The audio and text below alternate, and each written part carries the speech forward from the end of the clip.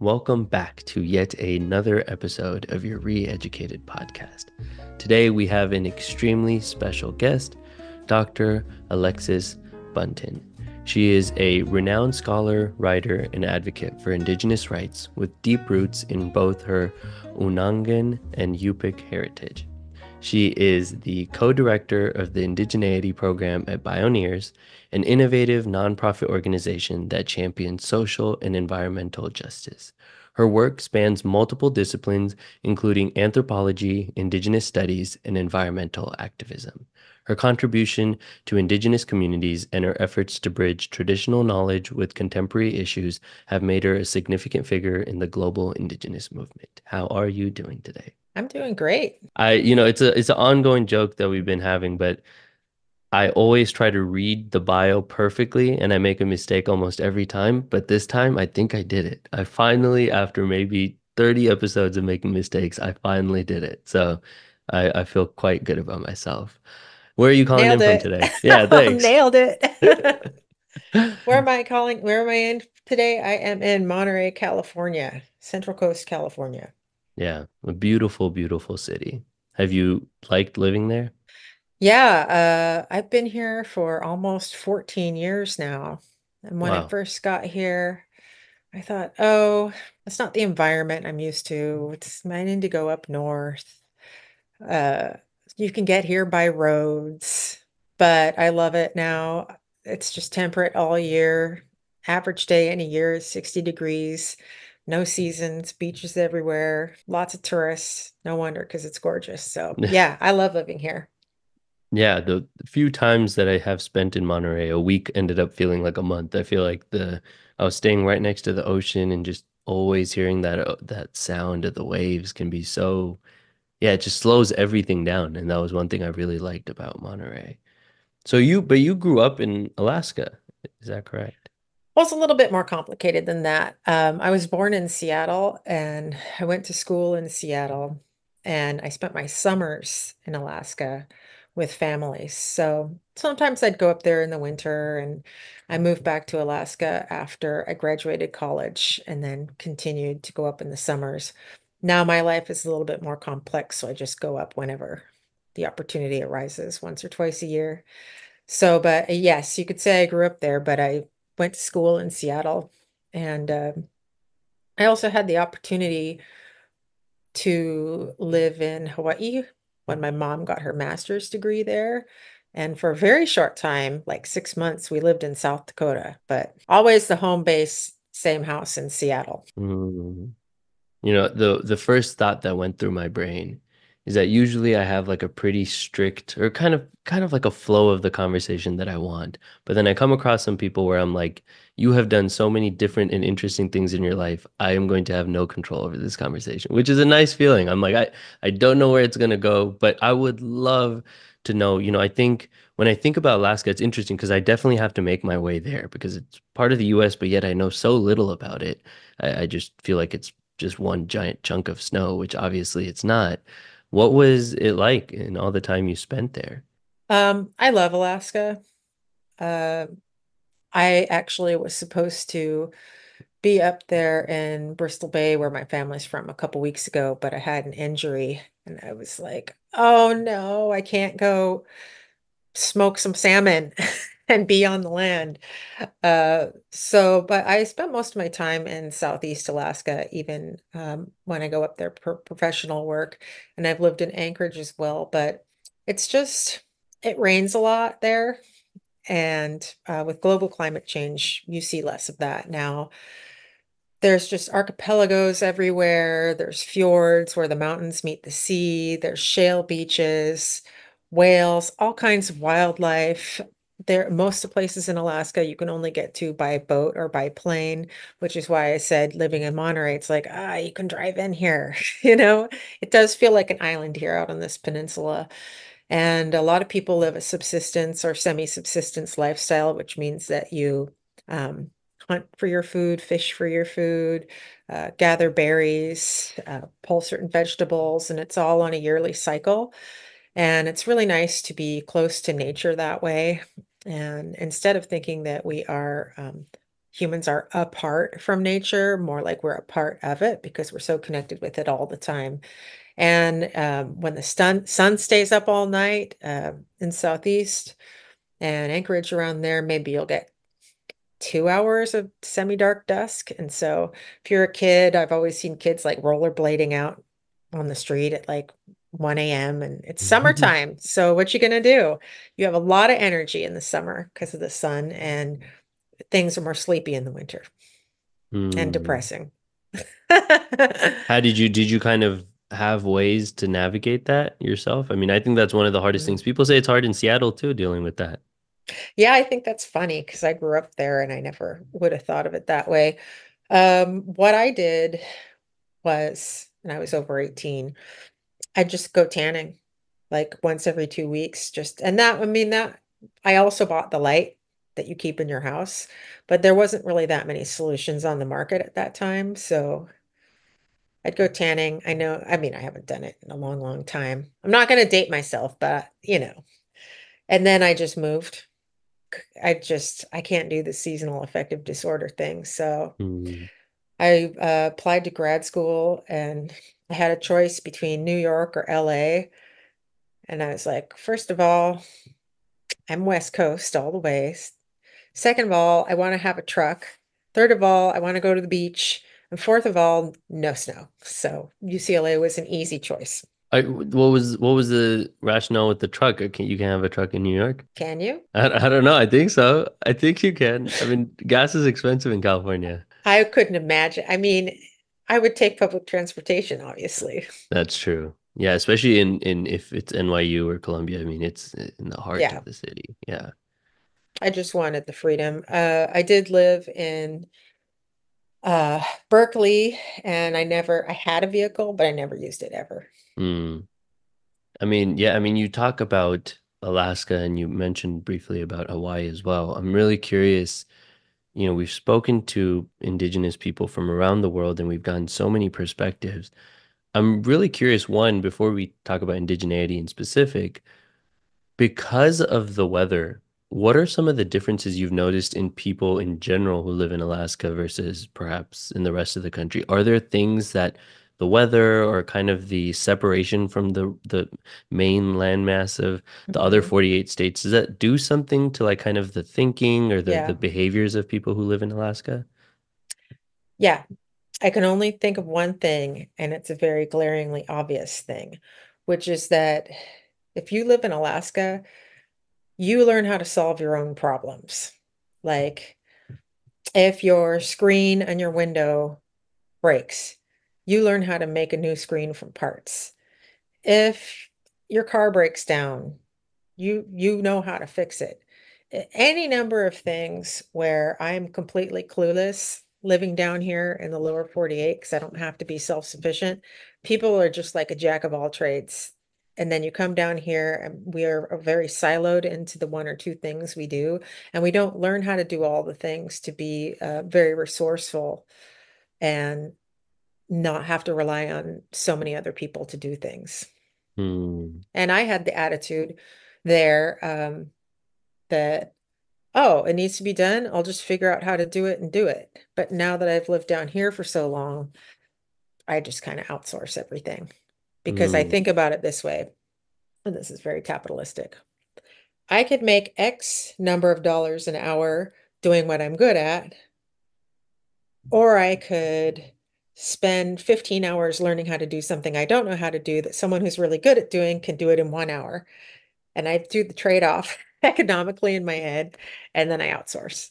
Yeah, I mean, it's interesting. I'm curious what yeah, I'm interested to get a little bit more into that later. But do you feel like the kind of identity of being indigenous in Alaska was different than in your experience when you were in Hawaii, for example? I mean, what were some of the Mm. main tribes that are present in Alaska?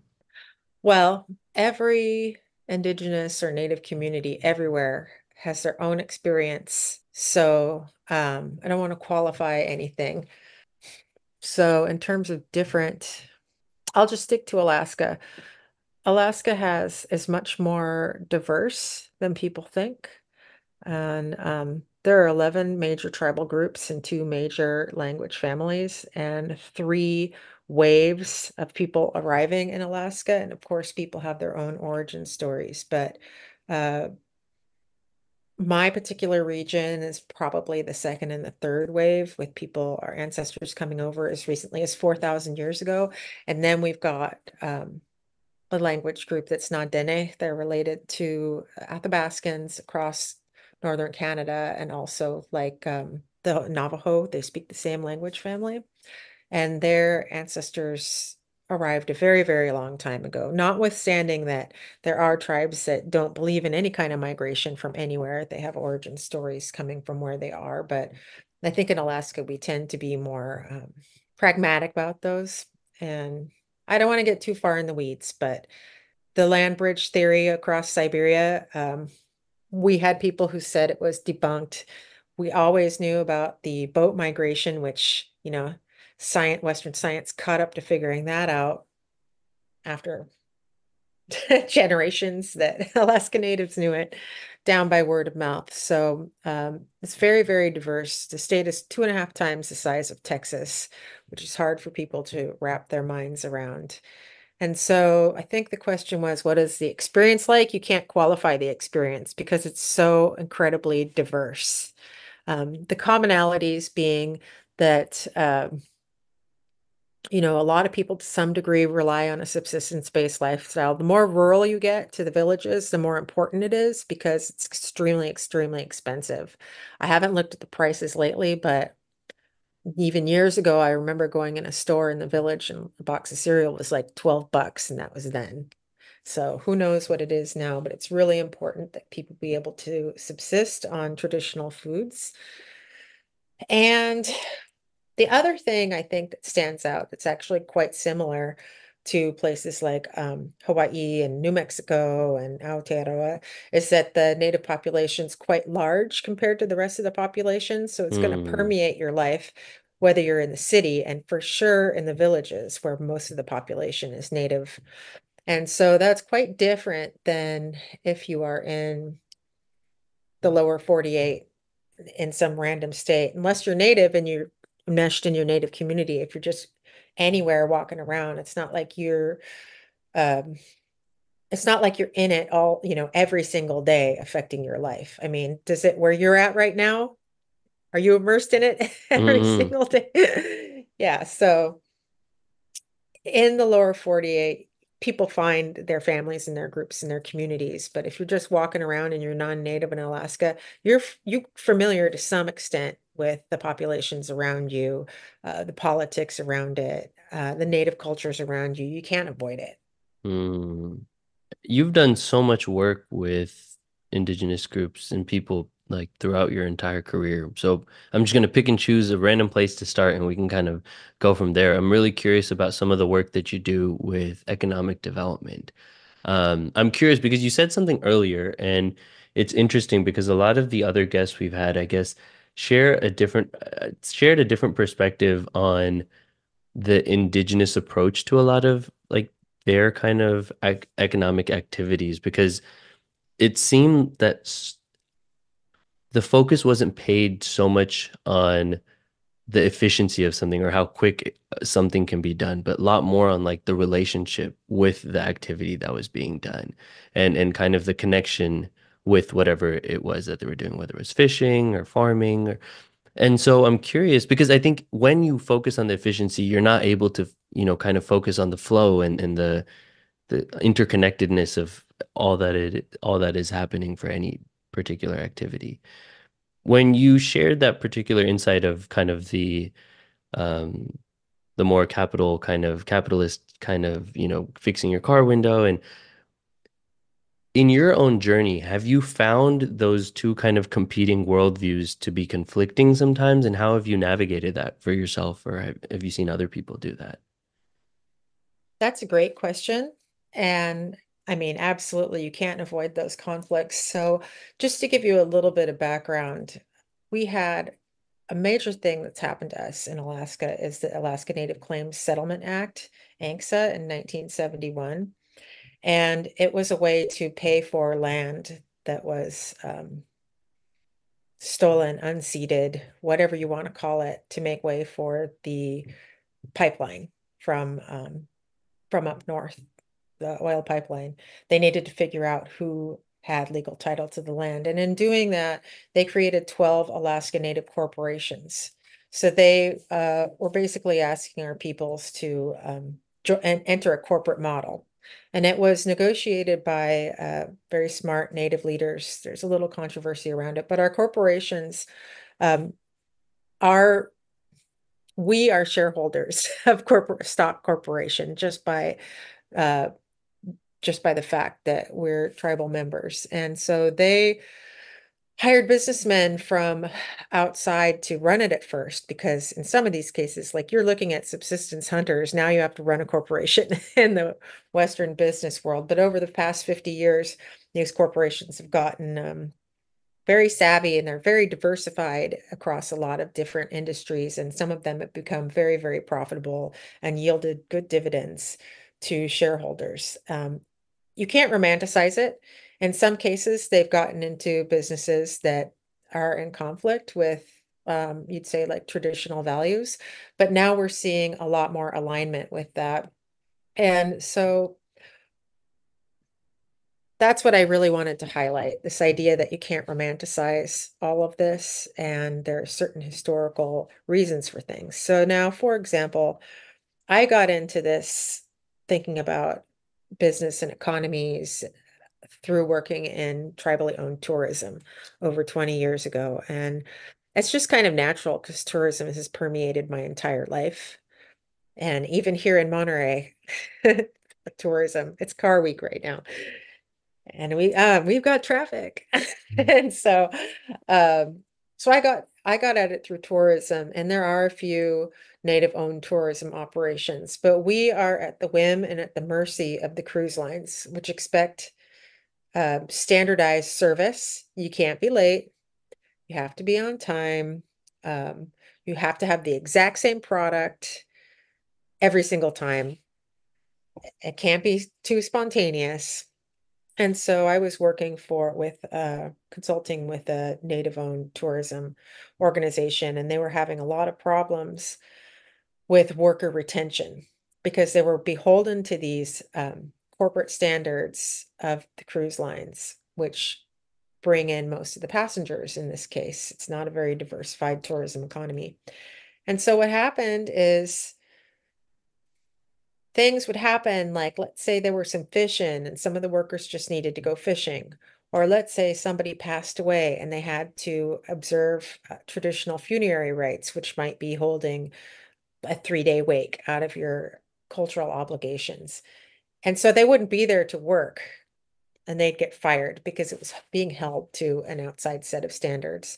So there's a conflict there with that. You cannot take your time doing things.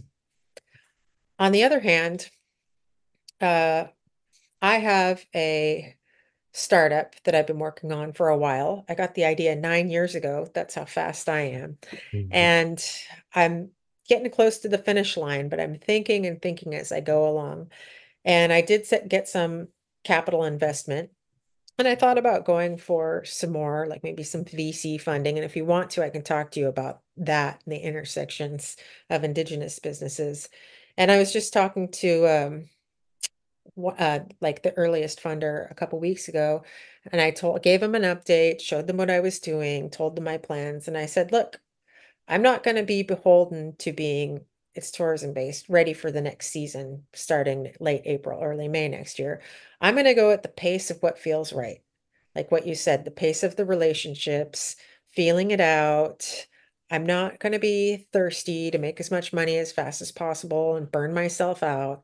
I try to end my day by 2:30 every day, even though as you can see, I do a lot, but I'm not going to do it. I'm not going to burn people out, the folks I want to work with. I'm trying to create a business model where they're in control of what they're selling and what they're doing, and they're not beholden to these outside corporate entities.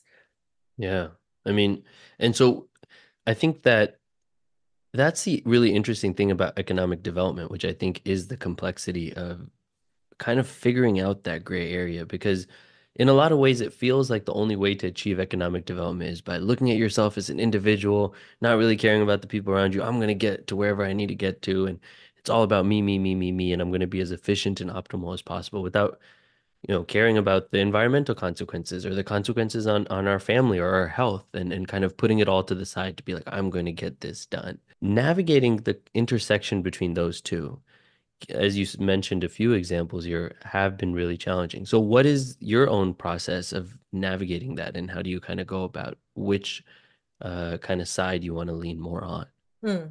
I think that the dominant capitalist paradigm is going to learn from us. It's not sustainable. It's going to implode upon itself, if not already. You can't think of things in these short-term ways that are done in current economic developments, like like I just mentioned, looking for return within, as short as 6 months, setting your KPIs 6 months apart, things like that. You need to take a long view. And if you do, I mean, this country is only how old? 200 and something years old. All these nation states that people think are stable in Europe. How long has Italy been around as a country? It's not. People don't realize this is what's interesting about a native point of view. I remember when I was a kid, there was an elder talking, and they said, "We were here before the Russians, we were here after they left, we were here before the Americans, and we'll be here after they leave." If you look at it from a long view, we're always stuck in the today view. But if you really think about far back and forward, which we always do, my perspective is that capitalism is going to come around to the way Native folks have infused particular values and ways of doing things. And there are some really good examples of socially beneficial, environmentally conscious organizations that are doing really well, like Patagonia is one of them. And if you look at businesses, major corporations like that have those high standards, they're not going away, and that's product that people want to buy. And so what we see with indigenous corporations and indigenous businesses who keep their ties to home, who want to make sure resources aren't depleted, who think about doing the benefit for everyone in the community, I think that those models are going to lead the way and the rest of the world is going to follow. Yeah, I mean, it's sustainability is something that's such a interesting kind of it's unfortunate that it ends up taking a back role to kind of all these other things that you say. Like, okay, can I make this much money? Can I do all this? And then the final consideration is, will it all, how can we also eventually figure out how to make it sustainable? And I think there's also this new wave of being sustainable just for the sake that it'll actually make you more money. So sustainability has simply Hmm. just become like a Greenwashing. yeah, it's just become another kind of utilitarian end to still make more money. And then the second it no longer makes you more money, then it's something that can be let go. It's not a central core value. So Hmm. when you do your work on talking a little bit about making businesses more sustainable, what are some of the kind of thought patterns that can be inculcated into your decision making that would make your decisions more sustainable? Well, there's a term I learned a number of years ago, but not everybody knows it because it's kind of niche. Sustainability has been replaced with regenerative economies. So when you think about sustainability, the idea is look at where we're at and let's just sustain it. But regenerative economies are ones where look at where we're at and likely it's been affected by whatever different forces. It's not the same as it was before colonization or different ways of managing the space. But how do we regenerate the ecosystem to what it would be naturally? And natural doesn't mean without humans in it, because like I said, humans are part of the natural world, but in a way where humans are in it, where it's all symbiotic. So regenerate it to that. And that's possible to do. But I think the question was, how do we start with that? A good example is the Native Corporation that I'm a shareholder of, Bristol Bay Native Corporation. And quite a number of years ago, this corporation, we've adopted kind of like you have a base set of core values that you won't veer from. And that base, everything else is built upon that base. So if you have a decision tree and it goes away from the base, it's not going to happen.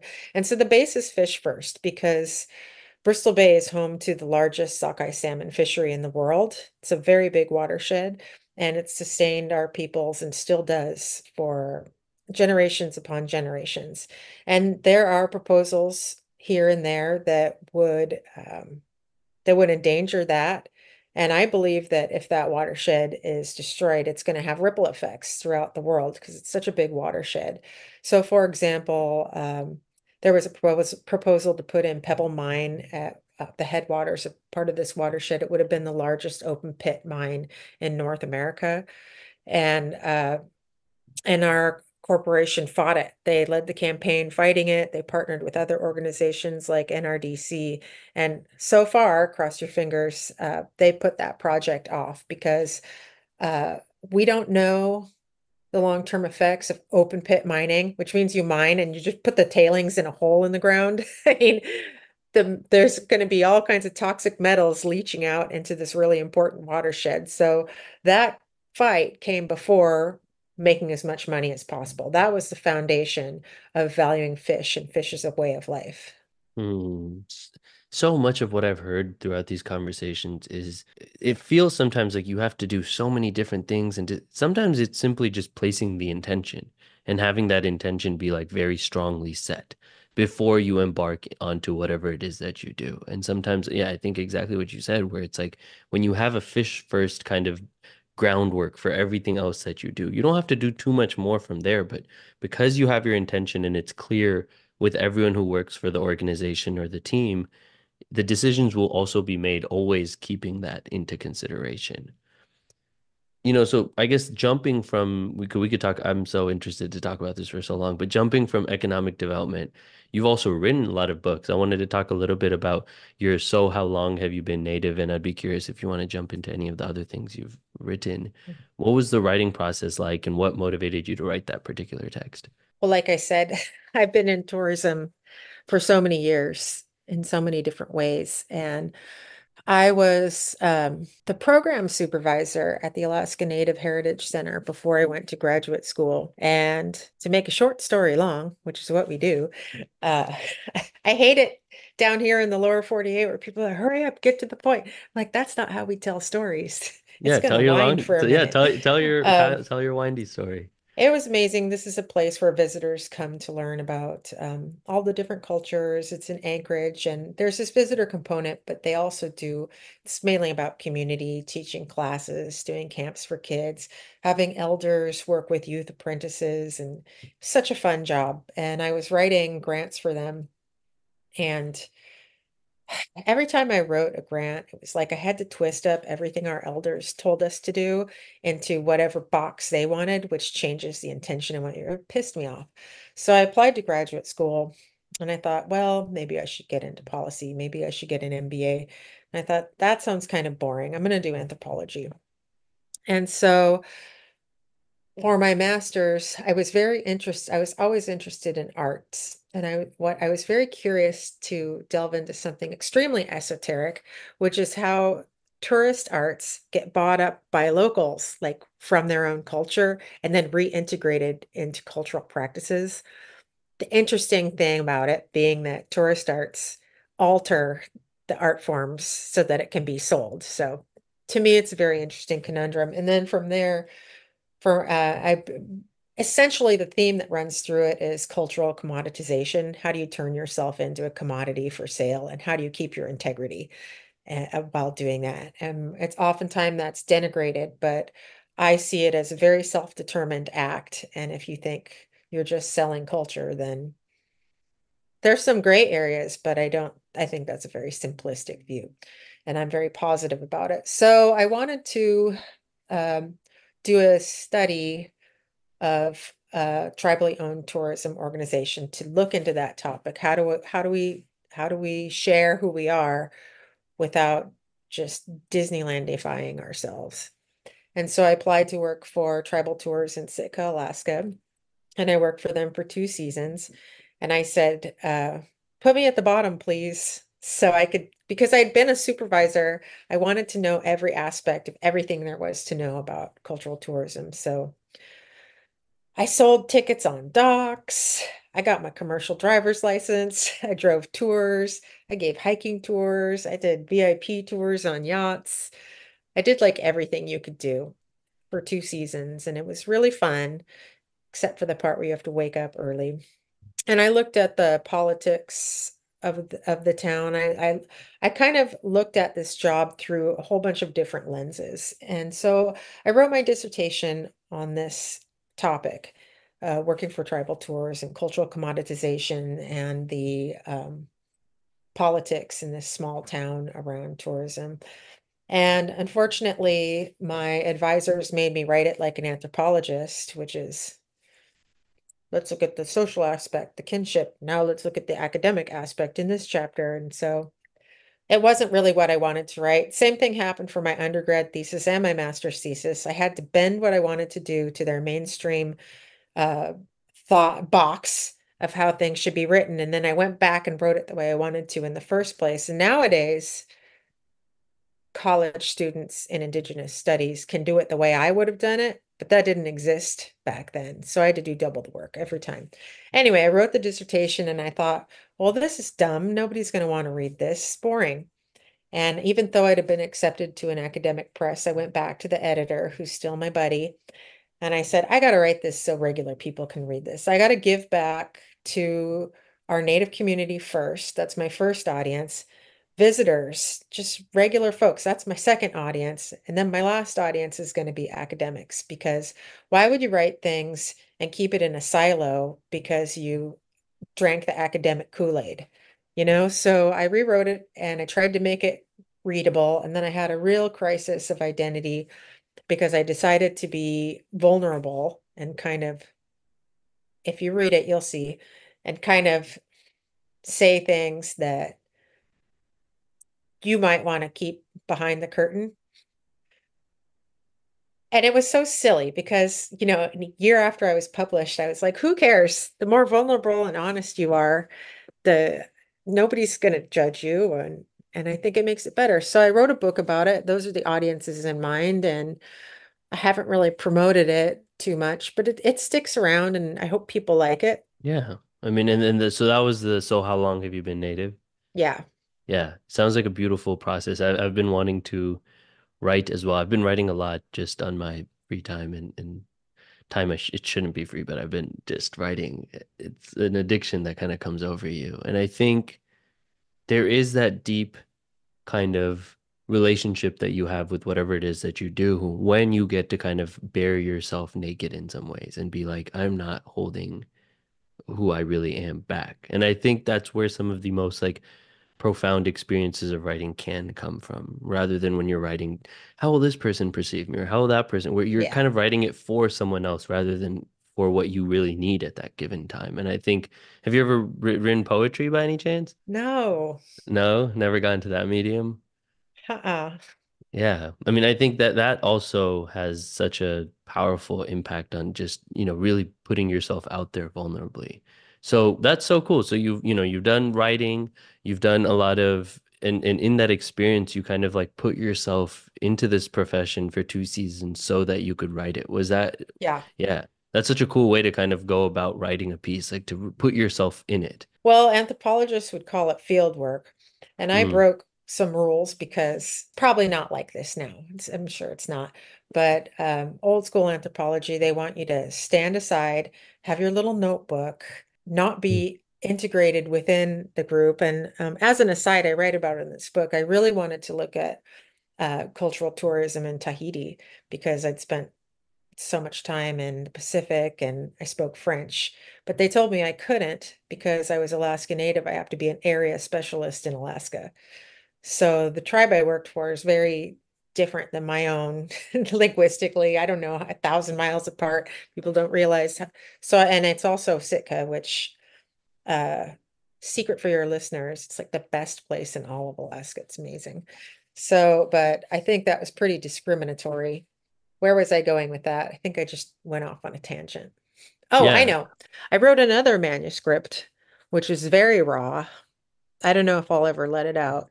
And little known secret, I went on a reality show in Sweden, which brings Americans of Swedish descent to learn about their ancestry, but you also compete for you also compete for a big family reunion. And it just reconnected me to my Swedish roots.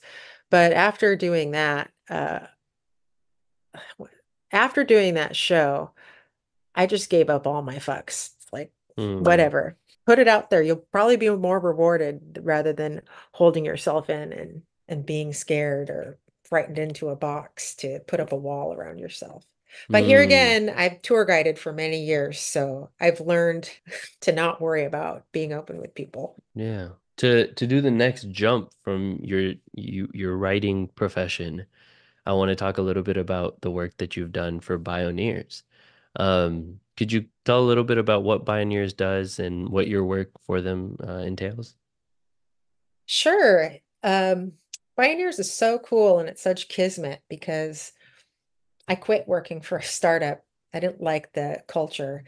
I was like, well, what am I going to do now? And then just popped up somewhere on my social media that they were looking for somebody to work for this program called Indigeneity. And like you said in the opening, Pioneers is an organization that brings together networks within networks, kind of like what you were talking about, tech and education and philosophy. We need to bring these things together instead of staying in our corners. And so Bioneers is an organization. It's going on its 35th year, which is amazing. And it started with a convening, like a conference, and they're going to get mad at me if I get it wrong. Do the math. 1989, no, 1990. And they bring together all kinds of thinkers around solving social and environmental issues. And they started really looking at biodiversity, protecting biodiversity, but then the founders are very forward thinking and they realize that there's no way you can do that without addressing social justice issues. So there is a big conference. It's been happening next year. In the last 2 years, we've been holding it in Berkeley, hosted by UC Berkeley. And it's just, there's this main stage that brings all these amazing speakers. Some of them, a handful of them are, quote unquote, famous for what they do. And a handful of them are people who are going to get famous for what they do. And they all do amazing work. You should go check out the website. You can see the talks. It's really killer. But the founders realized that they can't begin to address all these issues without having a good foundation with indigenous knowledge about how to address these.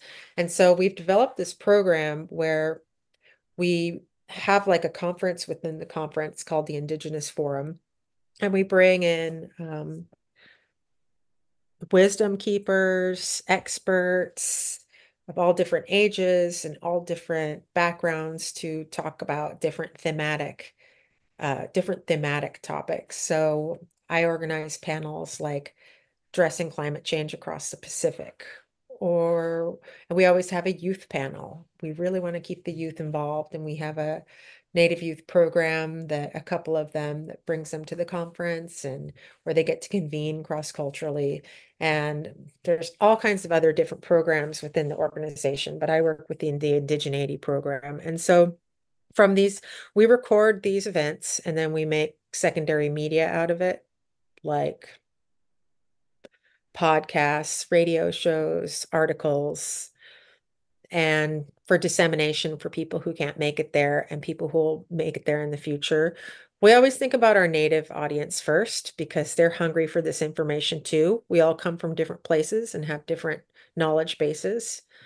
And then we think about expanding out to broader audiences and try and keep it really cross-cultural. So going back to what we were talking about writing, I am I am editing an anthology of speeches right now. And it's so much fun for me that I find myself constantly wanting to work out of work hours, and I do it because it's so much fun. So I really love this job, and then I got all my side hustles. I mean, I want to talk about something you mentioned there, which I think is really interesting. That this indigeneity program promotes indigenous solutions. I kind of want to talk about what that is.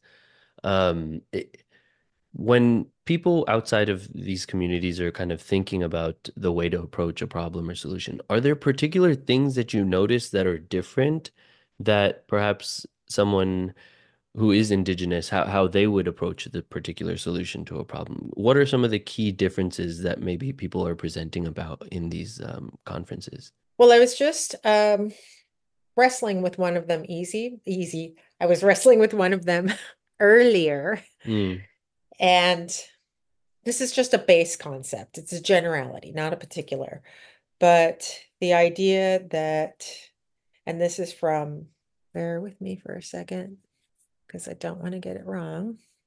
Do, do, do, do, do, do, No, do, I just don't do, want to get do. the name wrong because there's so many names. Ah, No, yes. that was my favorite intro song. Yeah, sorry, continue. You said you talked to Dan Molcat, right? Yes.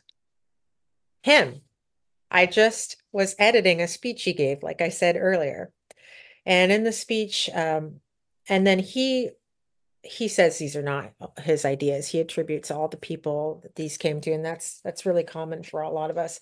But he was talking about how there's no one size fit all technological solution to environmental problems because we have to think of people as inexorably tied to specific ecosystems.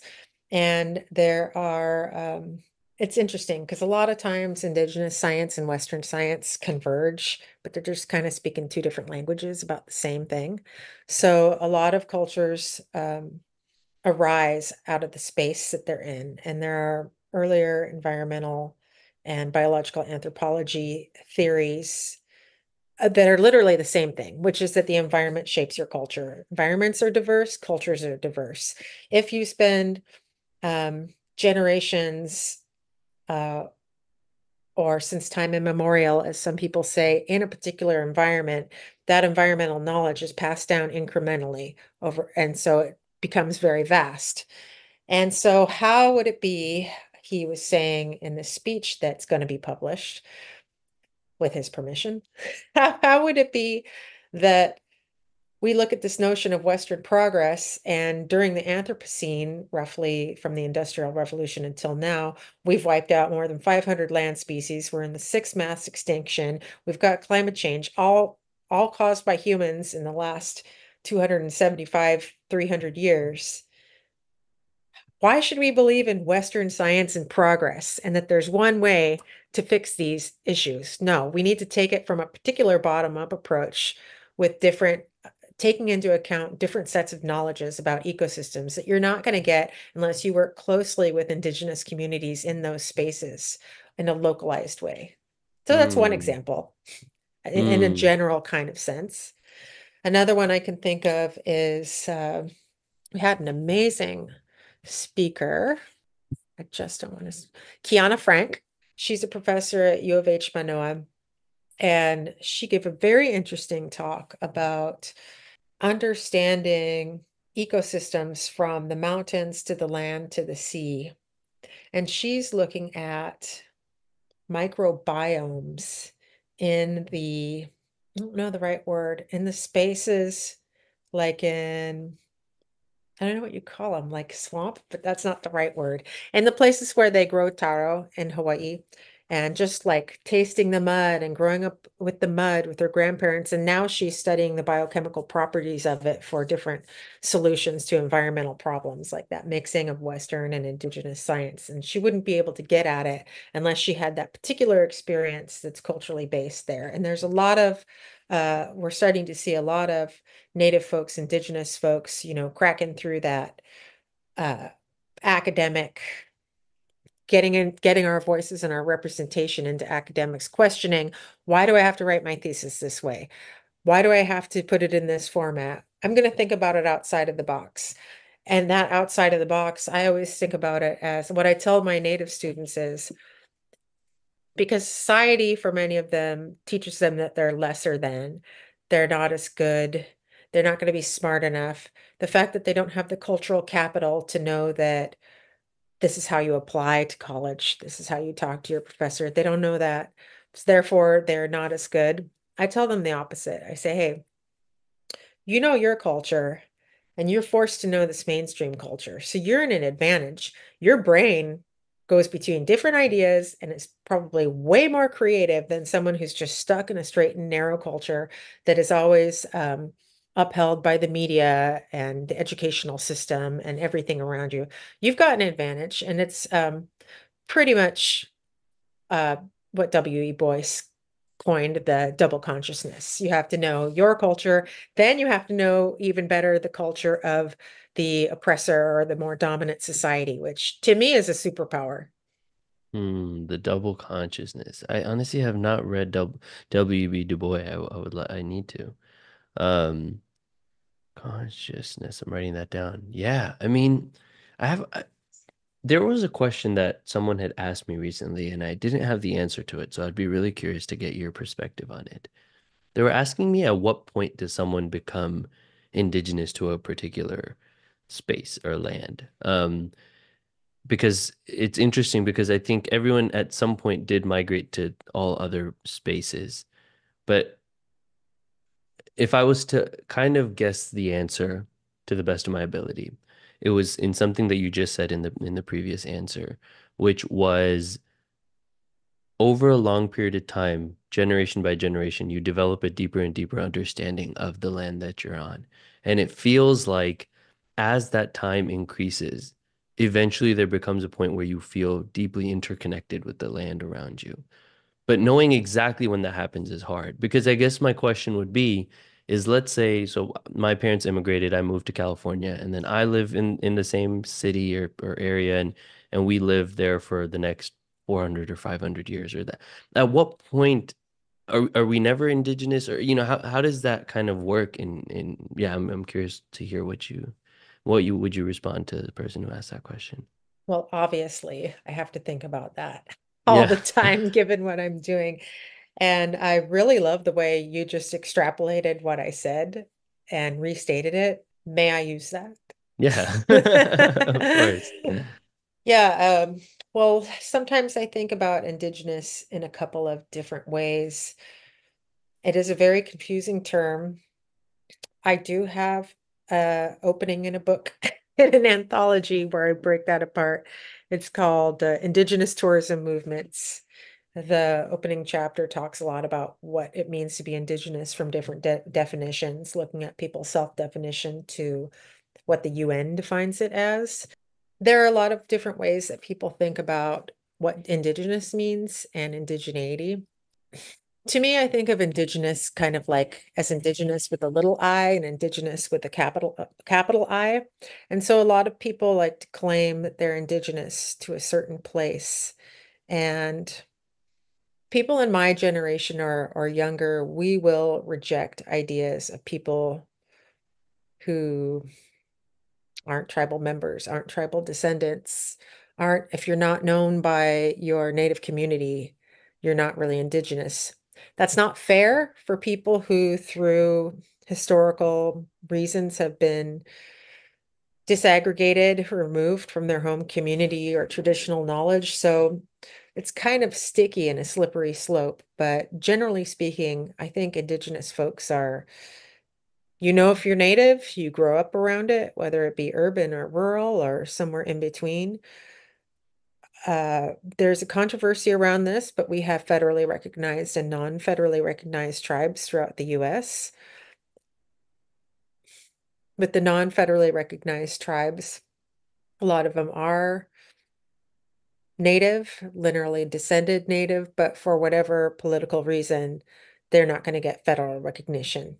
And it happens to be that the non-federally recognized tribes are in places like LA, San Francisco, Seattle, New York, and the Eastern Seaboard. Hmm. So that's something to think about. But there's something I've been thinking about a lot that's come up through Bioneers is this idea of re-indigenization. And that is if you're a settler or a settler descendant or a first or second generation immigrant, for example, over time, it's important to learn what are the native plants? What are the native words for things? Who lived here? Do you have connections to them? That's kind of like indigeneity, indigenous with a little I, this idea of re-indigenization to place. And so sometimes some elders we come across say, if you go back far enough, everyone's indigenous to somewhere. And sometimes I find it fun to, and I'm me, so I find it fun to analyze people's raw DNA using algorithms out of population genetics. And sometimes I'll look at these and I'll figure out where someone's ancestors were for the longest period of time. And it Hmm. may not be anywhere where they or recent 500 years of generations of their family are from, but I can figure it out when I look at people's DNA. And I'll say, oh, well, it turns out your ancestors were in what is now the Basque region of Spain for they were the first people to migrate there who out of Africa, modern Homo sapiens, and they were there about 20,000 years. That's where you're indigenous to. And that was like 60,000 years ago or something. So, but that's just kind of fun. But that is what I think of as indigenous with the capital I is the actual fact that people tend to think that Native people, indigenous people, whatever label you want to look at, they look at it as a racial category, which it absolutely is not. It's a political category, first and foremost. Um, if you look at it from the perspective of the US and many other colonized places, we call tribes nations here, and that is borrowed from European international law, international treaty law.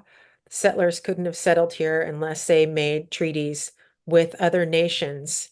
And that was a way to legitimize that the revolutionaries in this new United States nation is a nation because prior to that, they were a colony of Britain. So if they were able to act like a nation and make treaties with the nation states here, a political designation, then that is the political status of it. And we maintain our rights and to the US. They are granted, it is considered, tribes are considered domestic dependent nations, but we maintain those nation to nation relationships with the federal government. That's the political aspect of it. And there's other political aspects of it around fighting for certain kinds of rights, maintaining sovereignty. And that is well documented. It's not a family myth. And like I said, the other aspect I think is really crucial is do your people know you? Hmm. It's your community. They know you. Are you involved? And like I said, even those displaced in the urban communities, for example, they form a community. Folks know each other. This is something that I feel like I've been thinking about for a long time because I come from a very particular tight-knit community, but in a lot of ways I've been very estranged from them, living in a different country, having different values, living my life very differently from what that community wants. So it's a question I always ask myself, like, am I? And in these last, kind of wrapping up this season, in these last 10 conversations, a lot of people have talked about the value of language as a means to be able to communicate with your ancestors, to be able to like live on the land. And there's a deep sense of me that has a sense of fear of actually reconnecting with that part of myself because I feel like it's a side that I've kind of pushed away and was like, I don't want to really address that is a long part of my history and who I am. And so I guess it's really interesting when you have to kind of confront um understanding that you didn't just pop up, on this planet just out of nowhere, but there was this long history and effort that has been taking place over the hundreds of thousands of years that helped you get to where you are today. And I feel that all these conversations have just been bringing light to perhaps it is a point in my life now where I need to like look back at that community and try to maybe perhaps understand them better to then understand myself. I'm a little afraid of that work, but I think it's something that's this season has really called me to do. And so I do want to thank you. So I feel like we could have another 6 episodes. You have one of the most interesting lives I've ever heard of, and you have, had so many suits and done so many different things throughout your life. And I'm very inspired by you, first of all. And I want to say thank you so much for coming on the show today. Ah, thank you. And I want to encourage you to go back, go back home. I did that when I went to Sweden. It was awesome. Hmm. I also learned that my ancestors oppressed oppressed Swedes for 1,000 years, which was really cool. It was such a blessing. It taught me how to understand settler descendant guilt. Like, oh, my ancestors did that to you. All of a sudden, I was on that side of the coin. But it's just, I can't explain it. It's not woo-woo.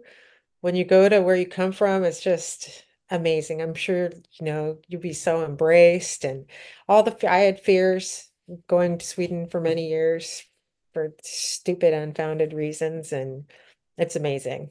I was supposed Mm. to go next week, but I still have this injury. Mm. I hope you feel better. Is everything okay? It's getting on the up and up. Mm.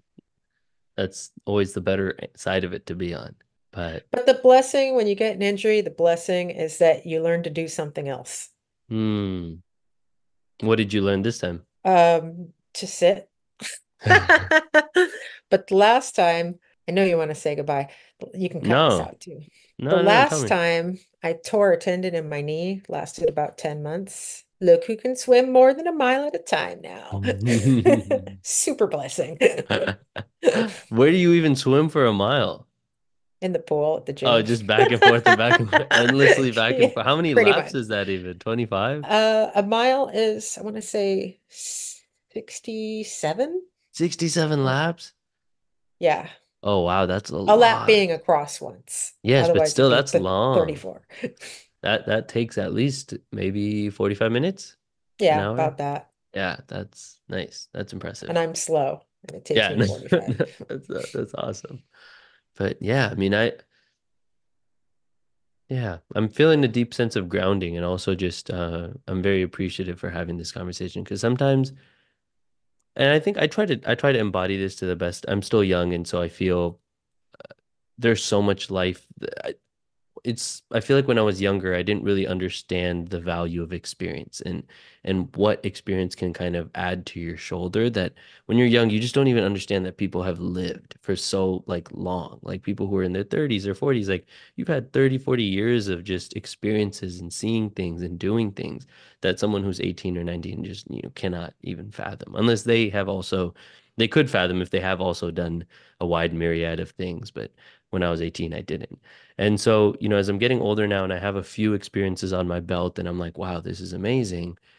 I want to be the type of person who, has written and does, all this side projects and works on economic development when they're interested, finds things that they're passionate about and then just fully sends it.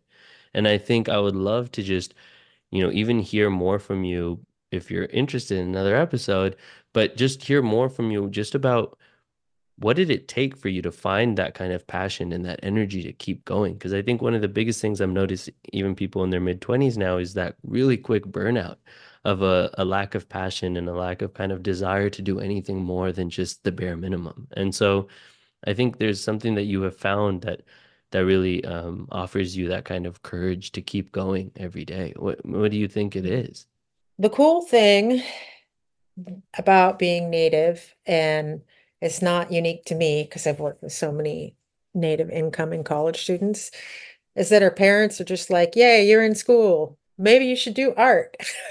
Like just it's there's no pressure to be a doctor or chemist or go into dentistry or whatever. You just kind of go. So I wanted to do art. Then I decided, not so much. So then I went into art history, which everybody says is to get your MRS. And I love it. I can't even tell you how often my art history knowledge uh, comes into my life all the time. And of course, crosses social boundaries. And then, like, that's a useless degree. And then I went, not, no, to me, it's not useless, but what they say, and they're wrong, all the people who want to get rid of humanities and social sciences. And then I got a PhD in anthropology. If you wanted to be an anthropology professor at the time, when you were done, there was like 400 applicants per job, and you had to fit into their mold so tightly and work like an 80-hour work week to the ground. Academia is not that cool. Mm, And I mean, it's cool. The learning is cool. The writing is cool. The students are cool. But point is, I did all this stuff that I just kind of followed what seemed interesting to me at the time. And I had a lot of fears at different times about what would happen. Remember being in grad school, living in LA, and being like, I'll never have a house ever. And we're at a time now that was like the time then for folks in that spot. Uh, So I just followed whatever I wanted to do, but it wasn't like I was waiting for it to come to me. I had a big idea and I broke it down into tiny little doable steps. But when you like doing what you're doing, you just want to do it. Like I said, I have to stop myself from working out of hours right now because I'm doing my favorite stuff, which is writing books and reading and editing. Hmm. I mean, do you ever feel like when you look back on that younger version of yourself who may have felt a lot of doubt, what would you even tell that person? You did it. Literally, when I was in grad school, I lived in Culver City and I used to walk around Culver City and look at all these $2.2 million houses. And I used to visualize. I just walk my dog and visualize. It was crazy because I was like a grad student. I had side hustles and consulting, and even with that, I probably made 55 grand a year, which is like who can live on LA on that amount of money, you know? That was a lot for a grad student without without parent benefactors. And I just visualized it. I don't know how to explain it. I take walks and I dream about things until it becomes real. Yeah. I mean, I do that too. I mean, it's hard because I'm in that place right now where I just feel like I have so much doubt towards the things that I want to do and the person that I want to be one day, um, from a characteristic perspective, not from like a position, but Well, it seems far. the other thing is you can't believe the lies they tell you about American myths of progress. There is no pull yourself up by your bootstraps. There is no meritocracy. Maybe 1% of it is that stuff. It's networks, it's having cultural capital, it's who you know, it's putting yourself out there. Yeah, I was just talking to someone the other day and they said so and so's looking for a job and they threw their resume out and we just went, we were just laughing. We're like, of course they're not going to get a job. Call everyone you know. And so like like I think I mentioned, I've been building a platform for a tech-based company that I dreamed of 9 years ago. And 8 years ago, I thought, well, this is never going to happen. I don't know anyone in Silicon Valley. I don't have 100 grand to throw at this thing. And then bit by bit, I figured out how to do it. And I passed up things that looked safe many times for the more risky choice that paid off in terms of networks and the groups of people I wanted to be around. It's good advice. Yeah. Well, Um, natives are the best at networking. mm, We haven't even played six steps of, what is that? yes, Six, like the how people are connected, huh? what is that called? The six, Degrees, six six degrees of degrees. separation. We haven't played Yes. that yet, but we're in there somewhere. My guess is Yeah. we're four. I mean, we've talked to similar people. Oh yeah, we're two. Yeah. That's right. Yeah. So, yeah. But yeah, thank you for joining us today. Well, thanks for a fun conversation. Yeah. And I wanted to thank you all for listening. I hope you enjoyed this conversation as much as I did. I truly think this was a phenomenal way to end off this season. We were able to summarize so many of the lessons that I feel like this season has kind of highlighted. And so I'm really glad this was a lovely conversation. So thank you all for listening. And as per usual, stay re educated.